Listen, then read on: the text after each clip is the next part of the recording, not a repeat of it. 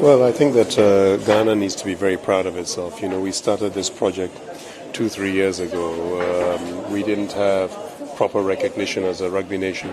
We were not part of the World Rugby family. And we took a project that said, look, this is where we are today. What will it take to reach the top? And as with all things, people will remember me from football. You have to prepare off the field and on the field. Off the field means that we have to put structures in place that have global recognition. If you do that, the rest of the world starts to talk to you. If they start to talk to you, then you have to hit the standards. The Constitution, the Board of Directors, compliance, legal offices, Medicare, support for the players. Everything that constitutes a level of professionalism is what we spent 3 years developing from zero to that. Then you come to on the field of now developing a full league.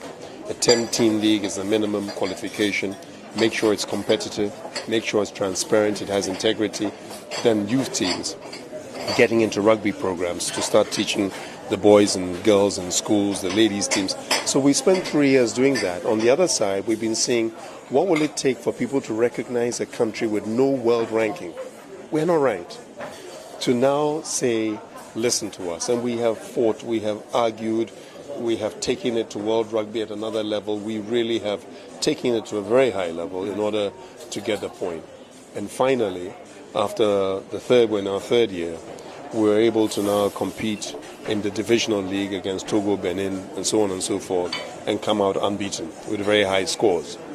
I think that we are being rewarded as well for the way we are running the administration of rugby in the country.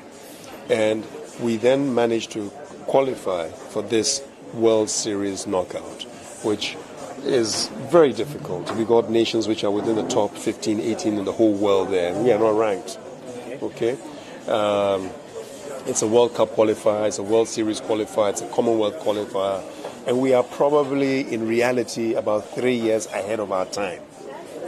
It's about 3 years ahead of our time. But you'll remember when we were rebuilding Kotoko in the old days, I said we have a 5 and 10 year plan. Yes.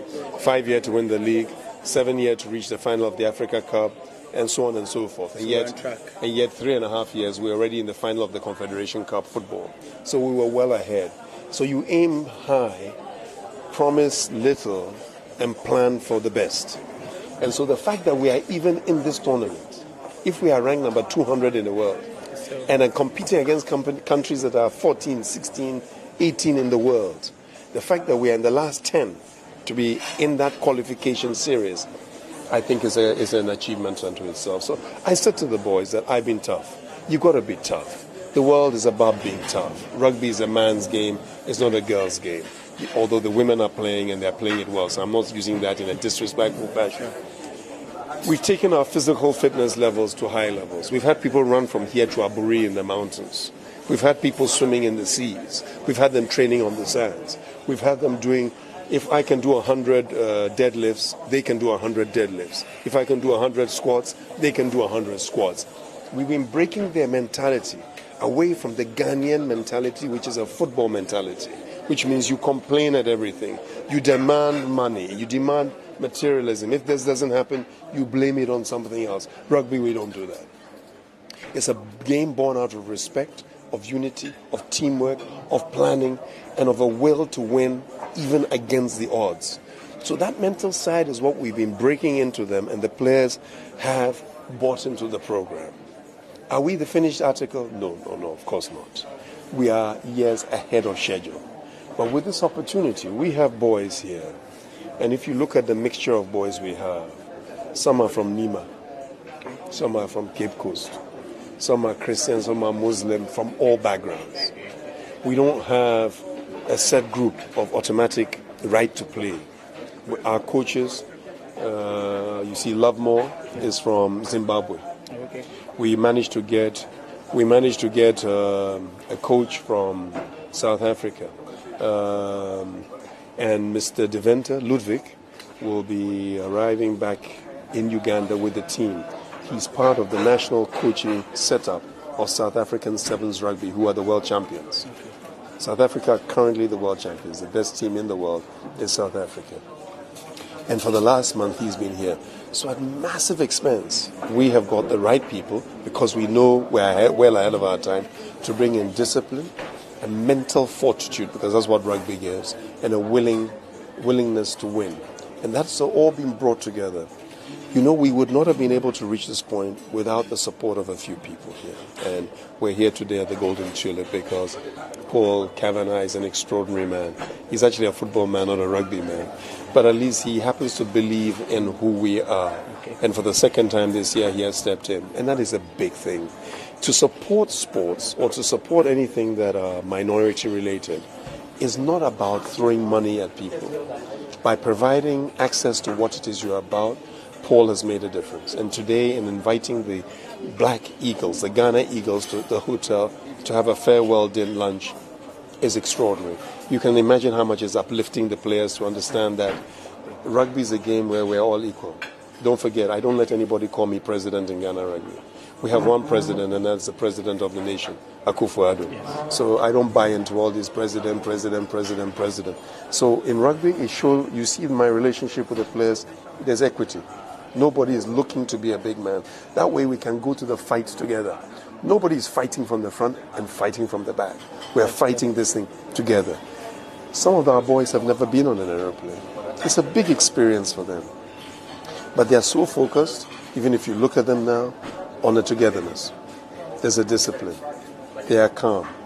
They have class. And they know they are representing Mother Ghana. So this is just the beginning for us. The getting there is an achievement. The competing is an achievement.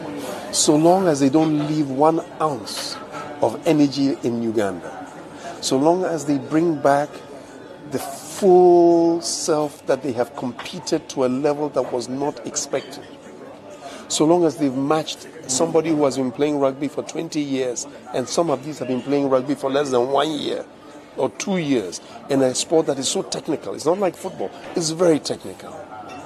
If they leave their physicality, their ferocity, their controlled aggression, their ability to work as a team with others in Kampala, leave their mark, Ghana will have achieved something that is truly extraordinary.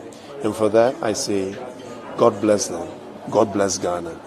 And our hearts and our souls and our will and our prayers are with them. God bless you too. For inspiring young ones like this and putting all your confidence in them. We believe that they will do well. The beautiful thing about rugby in Ghana is that in Europe, it's played amongst rich people. The elite are the ones who play rugby. In Ghana, it is the poor people who play rugby. You see, it's interesting reversal of roles. So they are sacrificing. Not a single player has said, if you don't pay us money, we won't go. We have the rugby mentality. Not a single player has said, what is our guaranteed winning bonus?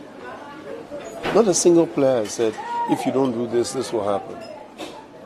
So that culture that is rugby and not football is what I'm proud to say we've instituted in the players. So when you make a mistake, you don't mind. And when you consider that 1 or 2 are traders in the market, we have 3 great players have come from Europe and have made a sacrifice. Akoto, Saki, and our own boy Hamza, who's captaining the team. They've made the sacrifice on their teams to say, what, we want to represent Ghana. We know that it's a project. We want to represent Ghana. So they've come. You can imagine the expense. It's horrific. It's horrific. But if it makes a difference, at a time where in a nation we don't seem to understand that everybody is different and everybody is equal before God. I say that because you may be a handball player or a volleyball player or a shooter or a cyclist. Not everybody wants to play football. Not everybody can play football. And Ghana is one of the only countries that seems to only give recognition to football. Nigeria, La Côte d'Ivoire, Togo, Benin, Kenya, South Africa, and I can go on, Egypt. They recognize minority sports and they support minority sports. In Ghana, we don't. We don't. So these people are wearing the Ghana flag. They'll go back into their communities. Their communities will welcome them. And other people who are less privileged will see that they too can make it. They too can travel. They too can be on global cameras. And they too can achieve something. And I think for that is truly extraordinary and we should all be happy. All right. Thank you.